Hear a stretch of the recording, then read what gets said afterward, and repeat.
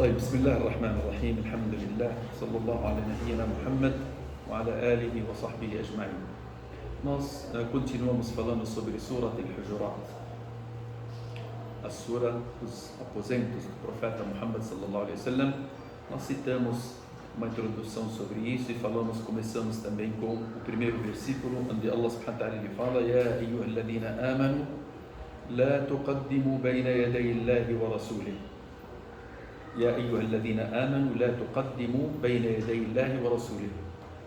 Aqueles que creem em Allah. Nós falamos que Ya ayyuhalladhina amanu, isso é um chamamento para nós, para os crentes. Então a pessoa que crê em Allah subhanahu wa ta'ala, sempre que ouvir essa palavra, ele tem que estar atento. O que Allah subhanahu wa ta'ala quer de mim? Allah subhanahu wa ta'ala fala: Ya ayyuhalladhina amanu, aqueles que creem em Allah, la tuqaddimu bayna yaday Allahi wa rasulih. Não vos adianteis nos assuntos tentando preceder a Allah e a seu mensageiro. Então nunca tome à frente para falar em algo sobre a religião ou algo que tem para falarem sobre a religião antes de lerem ou saberem o que Allah determinou no Alcorão, o que o profeta Muhammad sallallahu alaihi wasallam determinou na Sunnah. E nós falamos que um dos motivos que os ulama eles falaram, sabab al-nuzul, qual foi o motivo da revelação desses versículos? Um dos motivos da revelação desses versículos, que quando Bani Tamim eles vieram até o profeta Muhammad sallallahu alaihi wasallam, que a maior parte da sura vai ser falada sobre eles, né?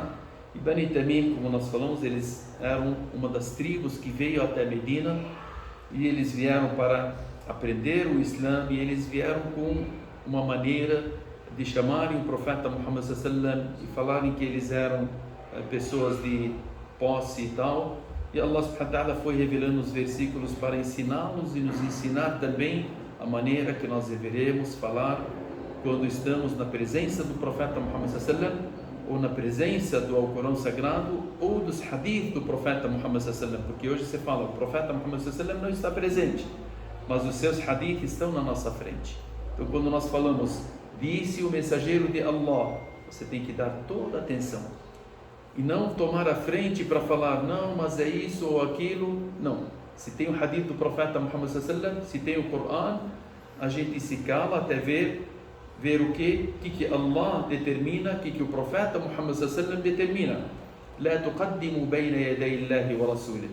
Então não vos adianteis nos assuntos tentando preceder a Allah e a seu mensageiro. E falamos que nesse momento, foi quando vieram essas pessoas, Abu Bakr junto com Umar no Khattab, eles estavam ali junto com o profeta Muhammad sallallahu alaihi wasallam. Abu Bakr disse ao mensageiro de Allah: eu acho que para liderar essas pessoas, dentre eles tem Al-Qaqa ibn Ma'bad, uma das pessoas que ele possa ser o líder deles. Umar, ele disse: não, eu acho que Al-Aqra ibn Habis, ele é melhor. Abu Bakr disse: você queria me contrariar, por isso que você escolheu o outro.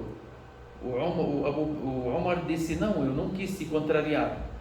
Até que disseram que o Abu Bakr e o Umar, somente nessas palavras na frente do profeta Muhammad sallallahu alaihi wasallam, eles disseram: halak al-khayran, as duas pessoas nobres, Abu Bakr e Umar, eles falando isso na frente, na presença do profeta Muhammad sallallahu alaihi wasallam. Aí foram revelados esses versículos: Ya ayyuhalladhina amanu la tuqaddimu, não precedam ao profeta Muhammad sallallahu alaihi wasallam, não adiantem as suas opiniões na frente do profeta Muhammad sallallahu alaihi wasallam, e não levantem as suas vozes na frente do profeta Muhammad sallallahu alaihi wasallam. Até que Abu Bakr e Umar, Abu Bakr ele disse: eu juro que jamais falarei na frente do profeta Muhammad sallallahu alaihi wasallam, a não ser uma pessoa que quer falar no seu ouvido. E o Abu Bakr, ele, quando falava com o profeta Muhammad sallallahu alaihi wasallam, ele falava em tom baixo, como se estivesse sussurrando no ouvido do profeta Muhammad sallallahu alaihi wasallam. Umar, quando falava na frente do profeta Muhammad sallallahu alaihi wasallam, o profeta Muhammad sallallahu alaihi wasallam várias vezes perguntava para ele repetir as palavras para ele ouvir, porque ele falava em voz muito baixo, não queria levantar a voz dele na frente do profeta Muhammad sallallahu alaihi wasallam. E disseram também que o motivo desse versículo foi na Umrat al-Qada, foi na Sulh al-Hudaybiyah. Sulh al-Hudaybiyah antes da Umrat al-Qada. Sulh al-Hudaybiyah, isso quando os companheiros do profeta Muhammad sallallahu alaihi wasallam, eles foram com o profeta Muhammad até Meca, quando Allah subhanahu wa ta'ala ordenou que eles iriam fazer uma Umrah e que eles iriam conquistar Meca e tal. O profeta Muhammad sallallahu alaihi wasallam saiu de Medina indo para a Meca para eles fazerem Umrah, e eles foram com Ihram e foram andando e andando até chegarem antes de Meca. O pessoal de Meca, eles, os Quraishitas, eles impediram o profeta Muhammad sallallahu alaihi wasallam e seus companheiros, já falamos sobre essa história, impediram eles de fazerem a Umrah. E o profeta Muhammad sallallahu alaihi wasallam ficou parado ali até que teve um tratado de paz entre o profeta Muhammad sallallahu alaihi wasallam e Quraysh.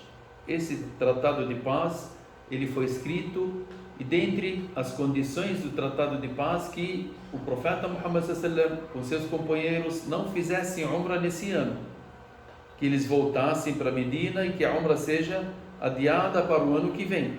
E eles estavam com o Ihram. E a pessoa, se ele for fazer uma Umrah e ele colocar o Ihram e fazer a intenção e sair andando para fazer a Umrah, se algo impedir ele e não conseguir fazer a Umrah, o que ele faz? Se ele não conseguiu fazer a Umrah, o que ele faz? Ele degola um carneiro e tira o Ihram, está tudo certo. Agora, o pessoal que vai fazer a Umrah, a gente vai ensinar umas palavras que ele não precisa degolar um carneiro se alguém impedir ele de fazer a Umrah, né? Porque o profeta Muhammad sallallahu alaihi wasallam nos ensinou dizendo, quando a pessoa fala Labbaik Allahumma Umrah wa mahilli haythu habastani, essas palavras, eu desejo fazer uma Umrah, e mahilli, o meu ihlal, eu me torno livre, não prosseguindo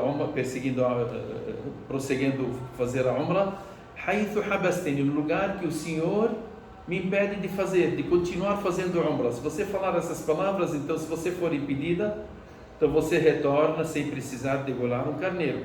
Agora, os companheiros do profeta Muhammad sallallahu alaihi wasallam, com o profeta Muhammad, eles não tinham falado isso, então precisaria o quê? Deles degolarem um carneiro.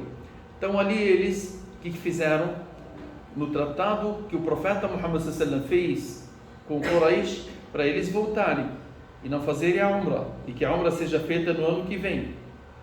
Os companheiros do profeta Muhammad sallallahu alaihi wasallam já estavam com saudades de chegar em Meca, de fazer uma Umrah. E ali eles acharam que isso é uma questão que não se conformavam. Como é que a gente vai voltar? Chegamos aqui, a gente voltar sem Umrah. E eles ficaram esperando o profeta Muhammad sallallahu alaihi wasallam, sendo que o profeta Muhammad sallallahu alaihi wasallam já tomou a decisão. Só que não ordenou eles a fazerem nada, mas eles sabiam o que deveriam fazer. Era ir lá, degolar o carneiro e tirar o ihram e voltar com o profeta Muhammad sallallahu alaihi wasallam. O profeta, sem falar nada, ele parou, olhou as pessoas, ele viu que elas estavam indignadas com isso, né?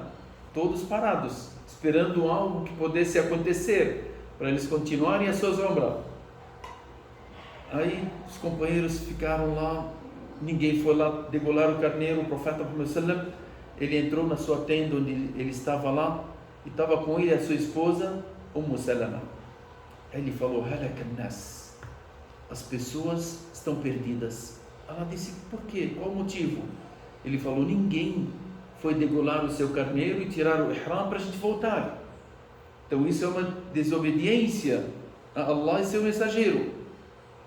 É claro, eles não fizeram isso por desobediência, eles fizeram isso querendo saber se tinha ainda uma possibilidade de continuar com a Umrah. Olha, Salama, a esposa do profeta Muhammad sallallahu alaihi wasallam, uma mulher inteligente, ela deu uma ideia para o profeta Muhammad sallallahu alaihi wasallam, disse para ele, ó mensageiro de Allah, não comente nada com eles, saia, degole o seu carneiro, venha trocar a sua roupa, suba na sua montaria e vá embora, e isso será resolvido, esse problema.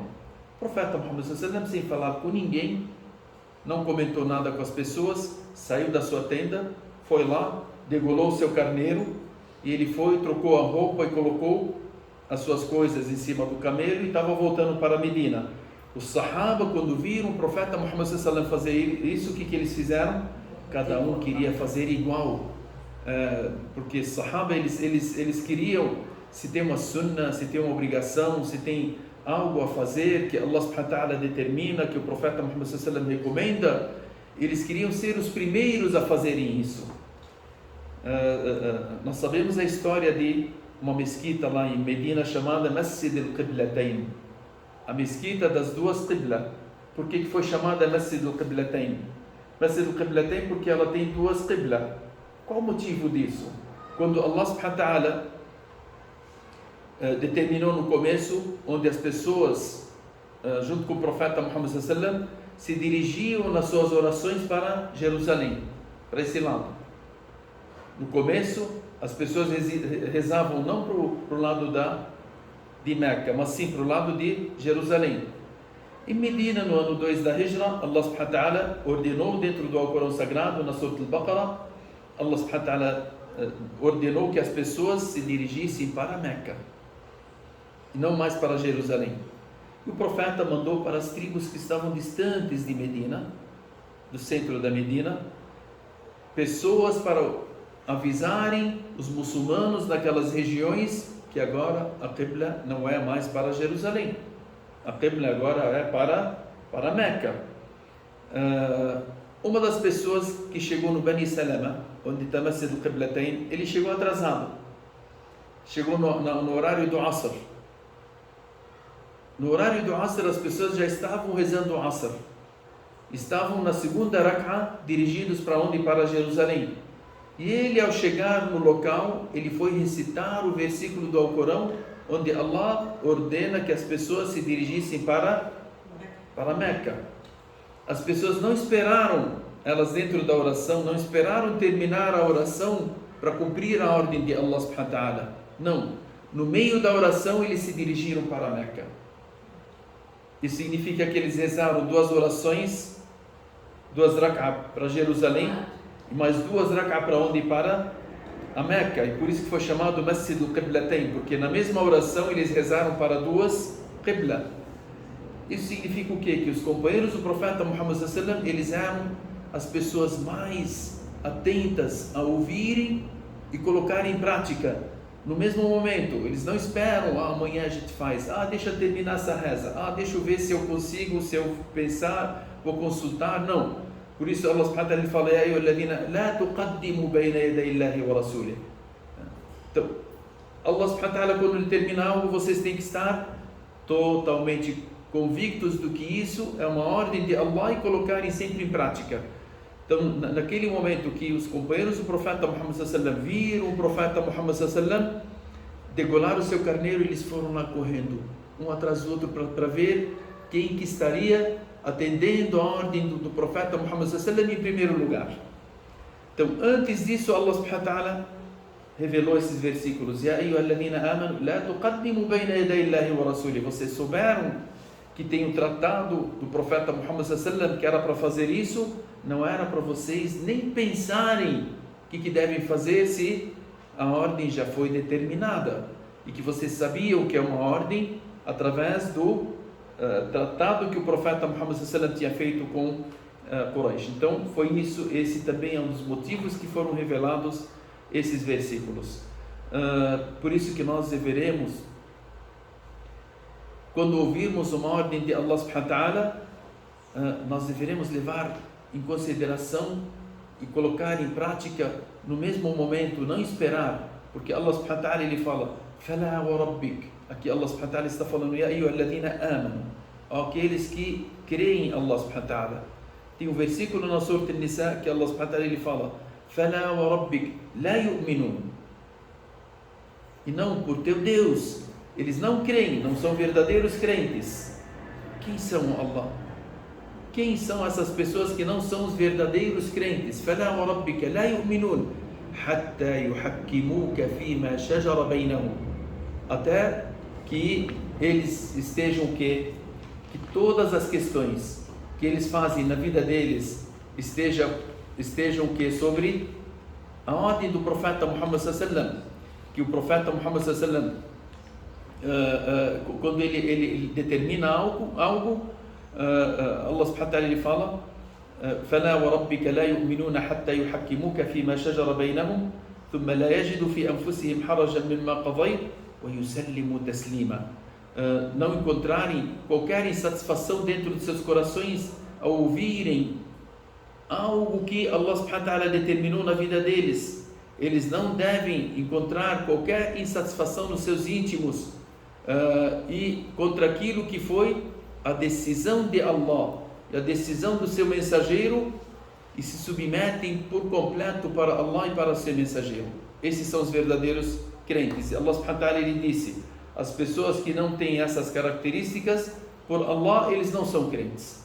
Subhanallah, e por isso que a gente vê, se Allah subhanahu wa ta'ala ordena a gente: Ya ayyuhalladhina amanu taqullah, temam Allah, nós temos que temer a Allah. Praticam as orações, nós temos que praticar. Se afastem desse pecado, nós temos que nos afastar. Façam isso, nós temos que fazer, sem que a gente tenha algo dentro dos nossos... mas olha, eu estou fazendo, mas não estou convicto. Não está convicta de uma palavra de uma pessoa? Não, da palavra de Allah, do mensageiro de Allah. Isso significa que você não tem a fé verdadeira. Isso significa que a sua fé ela tem algo que deve ser refeito novamente. A sua crença ela está em jogo. Por isso que nós deveremos ver onde está a ordem de Allah subhanahu wa ta'ala, mesmo que contraria os nossos egos, mesmo que contraria as nossas satisfações, mesmo que contraria aquilo que nós pensamos e falamos e tal. Porque Allah subhanahu wa ta'ala ele fala no Corão, na Surah Al-Ahzab, ele disse também no Corão: وَمَا كَانَ لِمُؤْمِنٍ وَلَا مُؤْمِنَةٍ إِذَا قَضَى اللَّهُ وَرَسُولُهُ.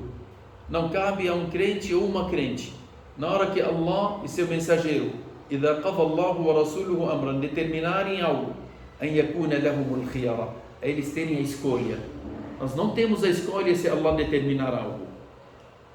Essa escolha não é para nós se for uma ordem do nosso Criador, se for uma ordem do profeta Muhammad sallallahu alaihi wasallam. Porque se você tomar uma escolha, se você falar: eu vou ver se eu faço ou não faço, isso significa que você tem outros deuses que você adora. Ah, mas eu não adoro estátuas, eu não adoro coisas. Não, eu adoro a Deus. Tá, mas essa questão de você falar que eu vou escolher, você vai escolher entre quem e quem? Entre Deus que te criou e algo que você está... Não, mas não é um outro Deus. Não, Allah subhanahu wa ta'ala também ele cita essas questões. O que Allah subhanahu wa ta'ala ele fala? أَفَرَأَيْتَ مَنِ اتَّخَذَ إِلَهَهُ هَوَاهُ. Por acaso você vê a pessoa que toma o seu ego como um Deus, o seu íntimo como um Deus? Então, às vezes o nosso ego, a gente toma ele como um Deus. Você não precisa adorar uma estátua, não precisa adorar uma rocha, não precisa adorar uma parede, não precisa adorar uma pessoa, não precisa adorar um anjo, não precisa adorar um profeta. Às vezes você adora o seu próprio ego falando: faço ou não faço? Allah subhanahu wa ta'ala citou que isso é o quê? É um Deus que você toma. Então todo o seu ego, tudo aquilo que você tem dentro de você tem que ser dirigido para quem? Para Allah e para o seu mensageiro.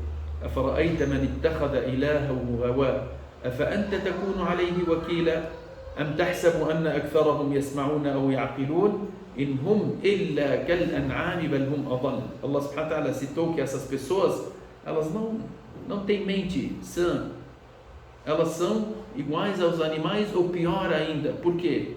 Elas não tomam Allah como seu Deus que determina tudo na vida delas. Então nós como muçulmanos, submissos totalmente à vontade de Allah subhanahu wa ta'ala, essa submissão ela tem que abranger toda a nossa vida e até a nossa morte. قُلْ إِنَّ صَلَاتِي وَنُسُكِي وَمَحْيَايَ وَمَمَاتِي لِلَّهِ رَبِّ الْعَالَمِينَ لَا شَرِيكَ لَهُ. Não há ninguém que pode ser sócio com ele nessas determinações. قُلْ إِنَّ صَلَاتِي, as minhas orações, وَنُسُكِي a-nusuk, que seria tudo que você possa fazer na sua vida, que faz parte das adorações, e toda a sua vida, قل إن صلاتي ونسكي ومحياي, a minha vida, ومماتي, a minha morte, لله رب العالمين, ela é determinada para Allah, nos seus mínimos detalhes, o que eu faço, o que eu não faço.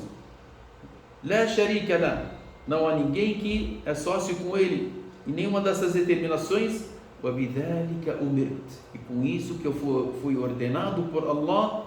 وأنا أول المسلمين, eu serei um dos primeiros a ser submissos a Allah totalmente.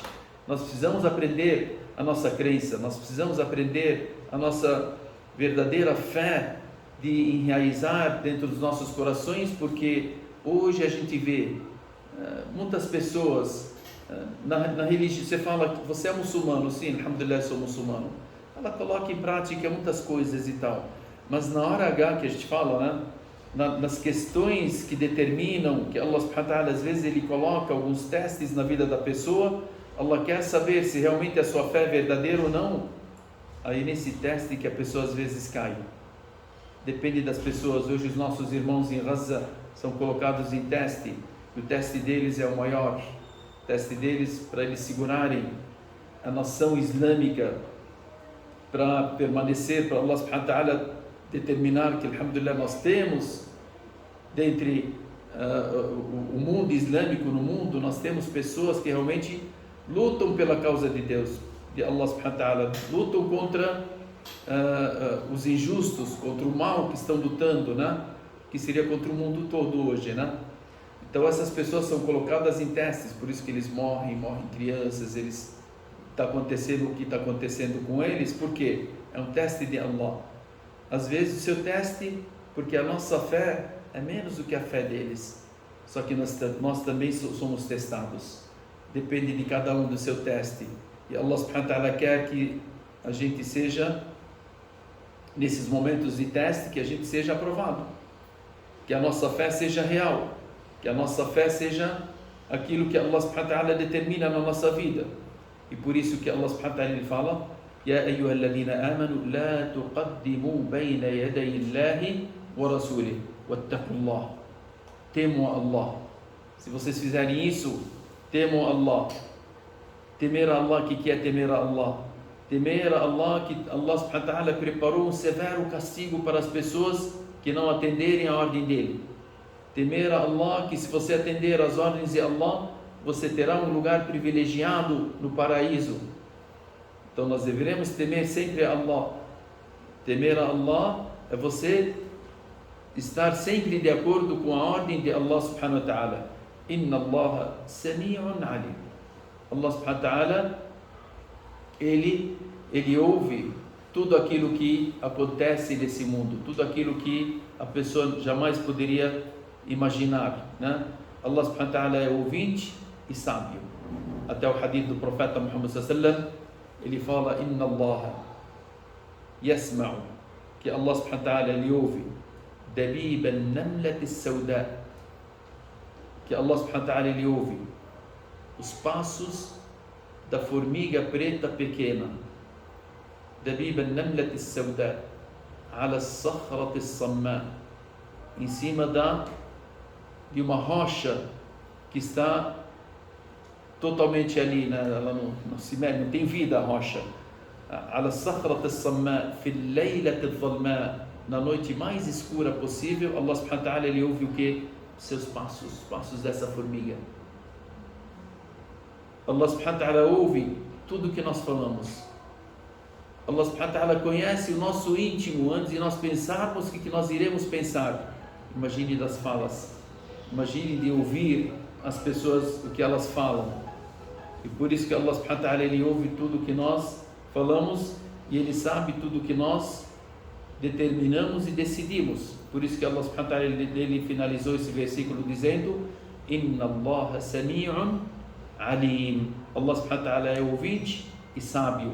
Alim, ele é sábio, ele conhece os nossos íntimos, conhece o que nós temos dentro das nossas mentes, dentro dos nossos íntimos, o que nós iremos falar, o que nós não iríamos falar, o que nós queríamos falar e não falamos. Então Allah subhanahu wa ta'ala ele conhece tudo sobre as suas criaturas nos mínimos detalhes, e jamais nada poderá ser escondido perante Allah subhanahu wa ta'ala, porque Allah subhanahu wa ta'ala ele conhece, e as coisas que as pessoas fazem, ele anota, manda anotar, e no dia do final, tudo aparecerá na sua frente. Até que as pessoas falam: ما لهذا الكتاب لا يغادر صغيرة ولا كبيرة إلا أحصاها. O que está acontecendo com esse livro que está na minha frente? Que não há nada pequeno ou grande dentre as ações, a não ser que está presente na minha frente. Muitas coisas que nós fazemos esquecemos, só que Allah subhanahu wa ta'ala não esquece. Muitas coisas que nós fazemos às vezes e não percebemos, mas Allah subhanahu wa ta'ala ele anota ali. E ele traz na sua frente para você ler os detalhes da sua vida, aquilo que você pensou, aquilo que você falou, aquilo que você fez, aquilo que você ia fazer, para mostrar para você o conhecimento que ele tem. E por isso que nós deveremos sempre analisar e saber que quem está ao nosso lado, quem está determinando toda a nossa vida, quem irá nos cobrar por todos os detalhes da nossa vida, é Allah subhanahu wa ta'ala. E por isso que a adoração a Ele, você sempre tem que estar o quê? Pedindo a Ele: Ya Allah, Ufranak, Astaghfirullah, Astaghfirullah. Por isso que a gente faz bastante istighfar. O profeta Muhammad sallallahu alaihi wasallam, ele nos ensina que tem um hadith que o profeta Muhammad sallallahu alaihi wasallam, onde ele sentava com seus companheiros, quando ele sentava para falar algo ou tal, eles contavam o profeta Muhammad sallallahu alaihi wasallam dizendo: Astaghfirullah wa atubu ilay, Astaghfirullah wa atubu ilay, mais de 70 vezes. O profeta Muhammad sallallahu alaihi wasallam ele falava que ele fazia istighfar tantas vezes, mais de 70 vezes, em momentos diferentes. Então, por isso que nós deveremos sempre pedir perdão a Allah subhanahu wa ta'ala, porque nós sempre somos falhos nessas questões. E Allah subhanahu wa ta'ala ele sabe de todos os detalhes da nossa vida, então nós deveremos tomar cuidado com essas questões e pedir sempre perdão a Allah subhanahu wa ta'ala, porque Allah é o perdoador. Esperamos que Allah subhanahu wa ta'ala sempre nos perdoe e faça com que estejamos sempre na senda reta, naquilo que Allah subhanahu wa ta'ala gosta e quer de nós, e que sejamos verdadeiros crentes para Allah. Que o verdadeiro crente, não é fácil ser o verdadeiro crente, né? Nós deveremos pedir a Ele que sejamos realmente, porque a pessoa pode deslizar em qualquer momento e deixar o caminho correto que leva ele para a salvação. Sallallahu ala nabiyyina Muhammad wa ala alihi wa sahbihi ajma'in, walhamdulillahi rabbil alamin.